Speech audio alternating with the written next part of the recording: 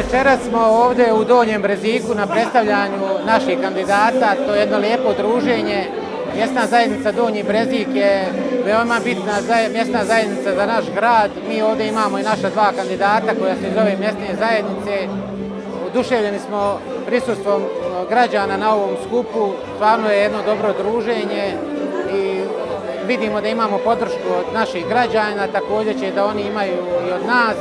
I trudit ćemo se u narednom periodu da radimo još na jačanju ove društvene zajednice u mjesnoj zajednici Donji Brezik. Ono što nam je cilj da motivišemo ljude da u što većem broju izađu na izbore kako bi sebi bili što zastupljeniji u parlamentu, odnosno Skupštini Brčkog distrikta. Večeras je jedan od najvećih skupova u Brčkom distriktu i smatramo da će to pokazati i dati jasnu poruku da Ujedinjena Srpska ove godine očekuje dobar rezultat, bolji već prije 4 godine i mi ćemo dati sve od toga da tako bude.